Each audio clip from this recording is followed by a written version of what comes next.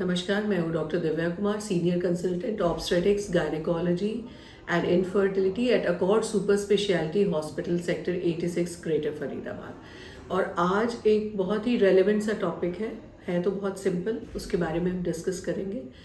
This is for all those women who are pregnant at this time. So how to take care of yourself in monsoon, मतलब pregnancy care during monsoon season के बारे में हम बात करेंगे।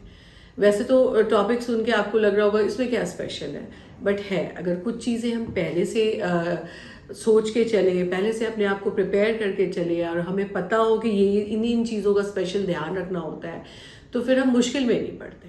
सो as it is said कि prevention is better than cure, so हम पहले ही प्रिवेंटिव मोड में जाएंगे। तो सबसे पहली जो बात है कि डाइट के बारे में बताती हूँ। तो डाइट जो है आपका बैलेंस होना चाहिए। ये आपको पता है कि पूरी प्रेगनेंसी के टाइम हमारे डाइट बैलेंस होना चाहिए। कार्ब्स, प्रोटीन, फाइबर, माइक्रोन्यूट्रिएंट्स, हर चीज़ का हमें ध्यान रखना होता है।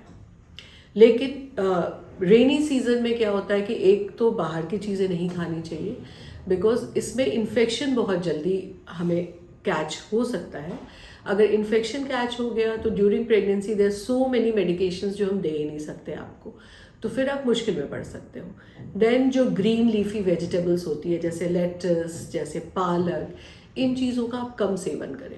बिकॉज क्या होता है कि during rainy season, specially in India, जहाँ पे हम हाइजीन हमारा बहुत कंट्रोल नहीं है, तो उसमें कई बार ये जो लीफी वेजिटेबल्स होते हैं उन पे वॉर्म्स ये सब आ जाते हैं।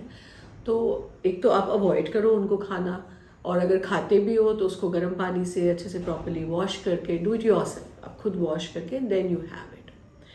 देन डाइट में प्रोटीन तो जैसे मैंने बताया कि throughout pregnancy protein intake आपका अच्छा होना चाहिए, और वो इस टाइम में भी it is applicable. Then like water intake की जब हम बात करते हैं, तो क्योंकि अब क्या है कि गर्मी जब होती है तो आपको बहुत प्यास लगती है।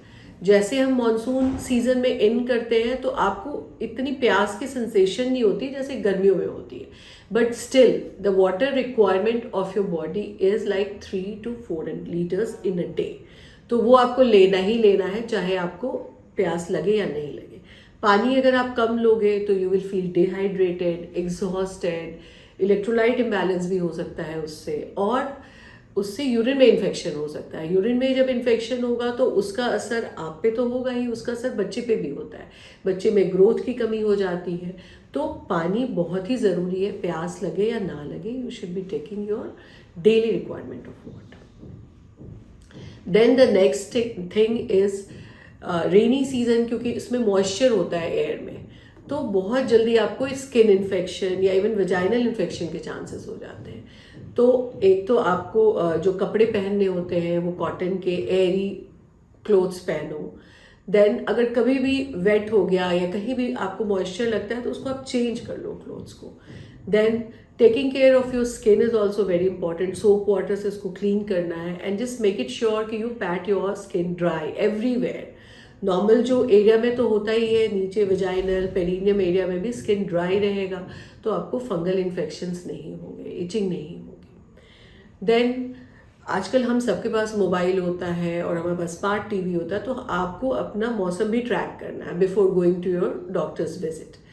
अगर बारिश हो रही हो तो 1-2 दिन आगे पीछे आप प्रीपोन पोस्टपोन कर सकते हो अपने विजिट्स को, if it is not an emergency. Because अगर बारिश में भीग गए आप तो आपको कोल्ड हो सकता है। अगेन द सेम थिंग कि कोल्ड में बहुत सारी मेडिसिन हम दे नहीं सकते, और pregnancy is an immuno compromise state. आप किसी भी चीज़ को, इन्फेक्शन को या कोल्ड को बहुत जल्दी आप कैच कर सकते हो। Then the next point is like, क्योंकि हर जगह गीला गीला होता है, तो आपको अपने फुटवेयर का भी ध्यान रखना है कि कहीं आप गलती से स्लिप ना हो जाओ।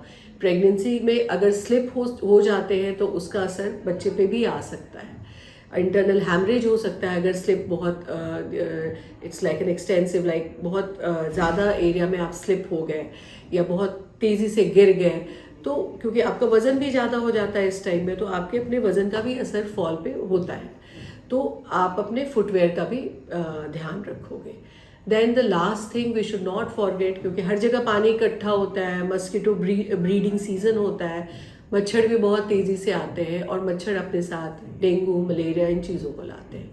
तो मॉस्किटो रिपेलेंट यूज़ करना, ये इंश्योर करना with the help of whosoever is helping you at your house hold कि कहीं आपके घर में पानी तो नहीं इकट्ठा हो रहा, मच्छर तो नहीं ब्रीड कर रहे, तो उसको भी आपको मॉस्किटो रिपेलेंट या वो सारे एरिया को